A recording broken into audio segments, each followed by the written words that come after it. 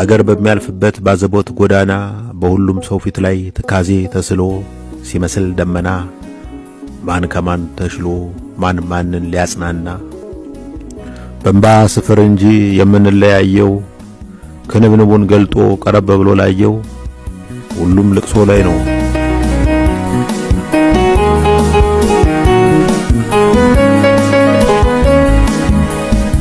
በየትኛው ዘመን ይፈርሳል ድንኳኑ የምስራች መምጫው መቼ ሆን ቀኑ ብዬ ብጠይቅም መልሱን ግን አላውቅም።